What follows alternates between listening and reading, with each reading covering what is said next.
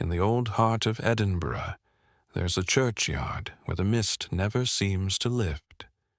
Worn stones, iron railings, the grey hush of a city that has forgotten most of the names buried here. But near the gate, visitors still stop. They leave a small stick on the ground. They touch the nose of a little statue, worn smooth by 100 years of hands. Not a soldier, not a king. A dog. A small, scruffy terrier who the people of this city swear refused to leave one single grave for 14 years. His name was Bobby. The 1850s. Edinburgh was a city of coal smoke and cold rain, and on its nighttime streets walked a man named John Gray. To keep out of the poorhouse, he'd taken work as a night watchman for the city police, patrolling the wet cobbles in the dark, hour after hour. A man like that needed a companion, and at his heel every single night trotted a small Skye terrier. Short legs, a long shaggy coat that fell over his eyes. Bobby. Through frost and fog they walked together, and when the cold bit too hard, the two of them would slip into a little dining room by the churchyard gate and share whatever warmth a bowl and a fire could give. Wherever Gray went, Bobby went. They were, quite simply, each other's, but the cold that warmed them together would also take one of them away. In the winter of 1858, John Gray fell ill. Tuberculosis. The same damp streets he had walked for years had crept into his lungs. On the 8th of February, he died. They buried him in Greyfriars Kirkyard in a plain grave with no headstone to mark it. The mourners came. They said their words, and then, one by one, they left. All but one. A small grey terrier sat down on the fresh, cold earth and did not move. The keeper of the kirkyard found him there the next morning. Dogs were not allowed among the graves, so he chased the little terrier out into the street.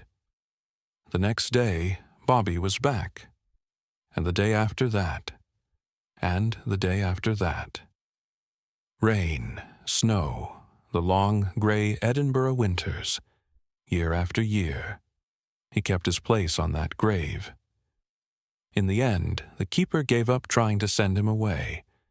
Instead, he built the dog a small shelter beside the stone. There was only one thing that could make Bobby leave. Every afternoon, when the 1 o'clock gun fired from the castle, he would trot down to that same little dining room for his meal, and then hurry straight back. Back to the grave. Always back. Word began to spread. People came to the kirkyard just to see him, the little dog who would not leave.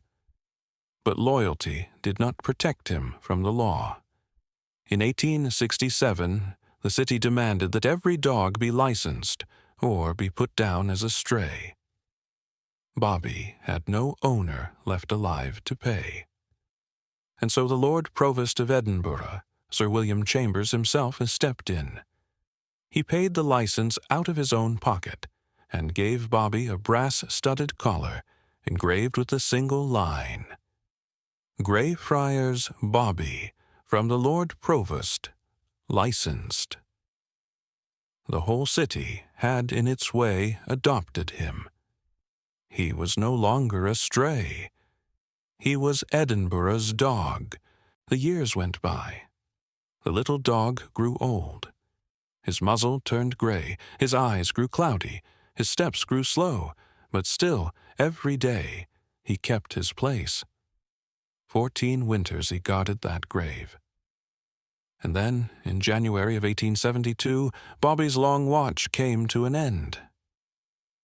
By law, a dog could not be buried in the holy ground of the kirkyard, so they laid him just inside the gate, only a few steps from the master he had never stopped waiting for.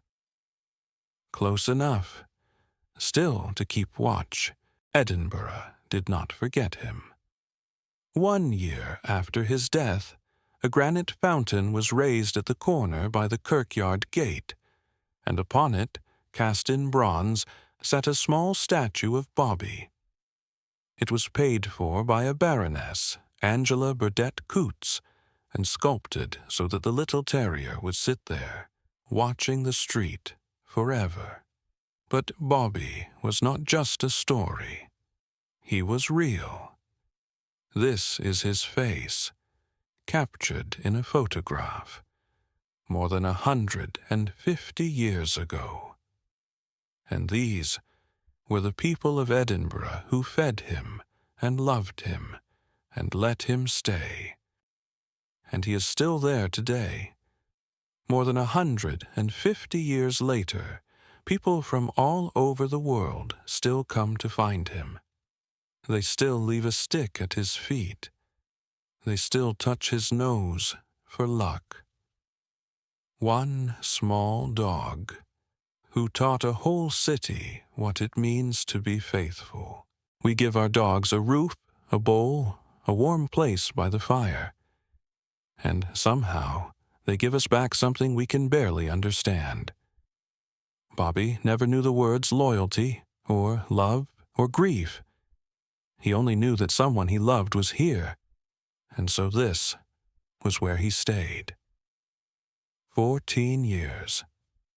Through every season, Edinburgh could throw at him. If a small gray terrier can love like that, perhaps the rest of us have something still to learn. Thank you for sitting with this story. I'm glad you came. Next time on the Pawprint Archive. A blizzard so fierce it could freeze a man where he stood. A town dying, cut off by the ice. And the only hope, hundreds of miles away. One dog ran further into that storm than any other dared. His name was Togo.